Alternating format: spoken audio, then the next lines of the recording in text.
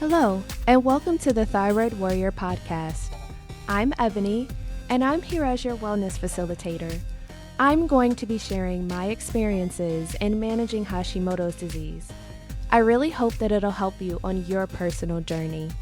Keep in mind, however, this does not substitute for medical advice. It is only for your information and motivational purposes only. Now, let's get started. Hello, friends. We have one last episode in this series, but it's incredibly important to talk about. And that is managing the body image issues associated with having either hyper or hypothyroidism. And it's real. So what I really and truly want to point out about this very special period is that body image issues are so real. And speaking from experience, one of the things that bothered me the most is that when I started losing a lot of weight, what I will say is that teenagers in particular can be incredibly cruel. We've all been there. We've all had our moments, and you know exactly what I'm talking about. And it was incredibly difficult to go to my mother and say and talk about the issues that I was having because I felt like she was out of touch. I felt like she wouldn't understand what I was going through. Of course, when you're a teenager, you forget that your parents were teenagers too. So just putting that out there. But I specifically remember standing in the library of my high school, and I had a pair of slacks and they literally fell off of me. And I was so embarrassed that I went in the bathroom and I cried. And all I could do was ask God, why are you doing this to me? I've already had enough of a hard life. Now I'm just wasting away. And of course, my classmates made comments about it. They made fun of me. They made very snide remarks about what I could or couldn't afford and all these things. And guys didn't like me because I was quote unquote too skinny and all of these things. And again, what I didn't know was that my body was doing some things that just weren't okay. And for me, I was also having issues with my periods. My periods were not regular at all. And when they did come, I had a lot of clotting, and that was also scary. And again, I didn't really talk to my mom about it because I felt really embarrassed and I just didn't understand what was going on. So that is another reason why it's so important to create that safe space, because it's scary. I was sweating uncontrollably. I didn't really understand why I was feeling so many of the things that I felt. And my heart was constantly racing. I couldn't remember anything. And I was starting to fail my tests. So I was already at a point where I felt really terrible just in general from the regular, hey, I'm a teenager, other teenagers are really mean and they're rude. I have all of the stressors of everything that was going on personally at home and trying to maintain my grades in church and school and sports and all the things. And then on top of that, my body was doing things that I wasn't used to it doing. So that just made things 10 times worse. Fast forward to, I would say, graduation-ish. And when I left high school and I went to college, I started that fall, I gained 30 something pounds, close to 40 pounds, maybe 37, 38. I came home and part of it was I had already lost so much weight before. So for a lot of people, they were like, oh, wow, like, what were you doing with track? Or you must have really been eating. And, those little remarks are uncomfortable. And I went from my pants falling off of me to my pants barely fitting to my thighs touching to noticing things about my hips and my butt and my waist and all those things. And a lot of people would often make comments like, oh, but you're skinny. Like, you don't know what it's like to gain weight or be overweight and all these things. And to that, I will say, everyone's body is different. Everyone has their own insecurities, whether you're at one end of the spectrum or not. So you have to be so careful about how you say things, especially when you're just not sure what's going on. And for me, I was like, oh, yay. Like, when I actually started gaining the weight back, I felt better. But then when the weight kept coming, I was like, wait a minute, muscle can't be this heavy. So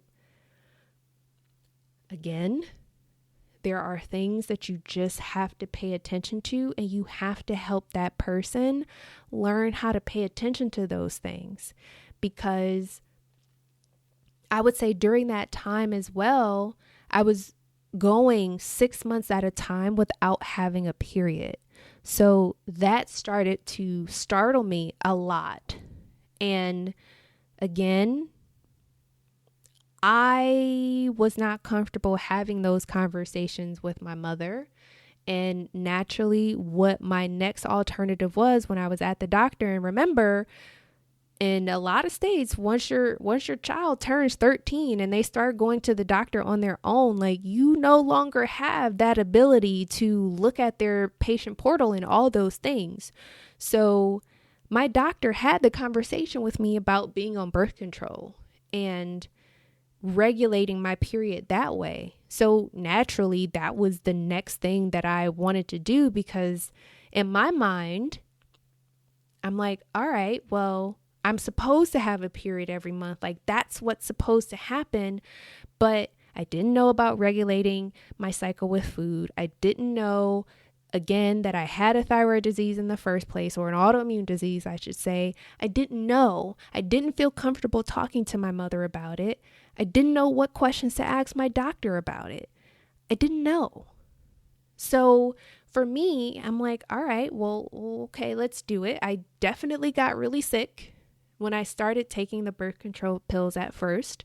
So I naturally, you're introducing a chemical in your body that your body doesn't recognize. So not only am I not sleeping, not only do I feel like crap, not only am I exhausted, but now I'm introducing birth control pills that are affecting my hormones and everything else going on. So I felt worse. Probably wasn't the best thing to do.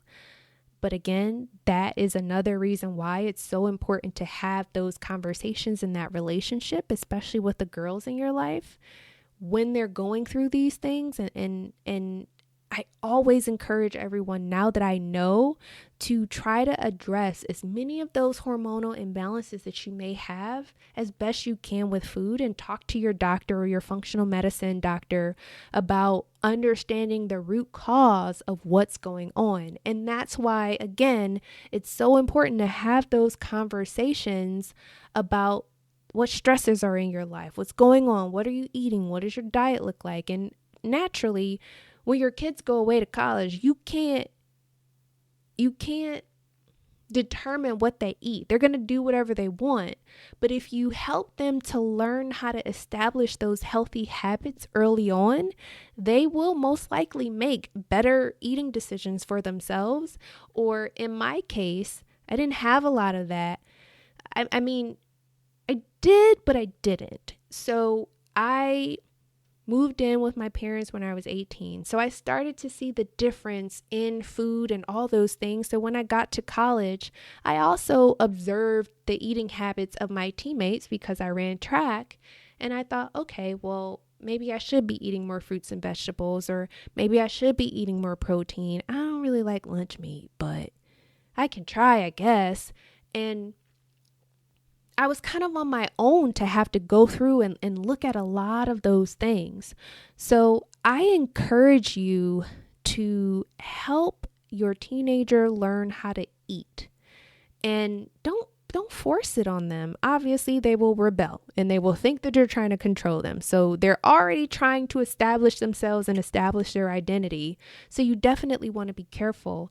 But just going back to the body image conversation, that is so important, and I cannot stress that enough, to help your son or daughter, or what they choose to identify as, help them to be comfortable and confident in their body at all times, period. Because the world is going to make them feel less than. Social media will make you feel like you are the most ineffective and lazy person in the entire world. And they're bombarded with those images in the media and on social media constantly. So it's really important to help them to learn how to understand who they are, what they like, what they don't like, and help them to learn how to set those boundaries.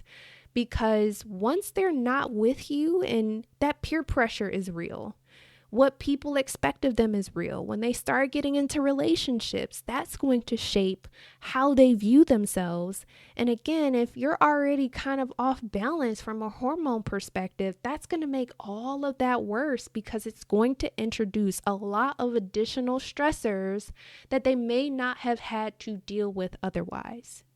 So my challenge to you is, if you have not done this exercise with your teenager or someone that you know and love, I encourage you to do this. I want you to take out a dry erase marker and take them in the bathroom. And what I want you to do is, I want you to write out some words of affirmation. I want you to have them right on that mirror, especially if they go in that bathroom on a regular basis. And I want you to write out, I am strong. I am perfect. I am smart. I am intelligent. I am capable. I am beautiful. And I want you to have them get in the habit of writing those things down. Because these are some of the things that I really wish that I had someone doing with me. Because as I was going through all of those changes, I was miserable, I was depressed, and I felt incredibly alone.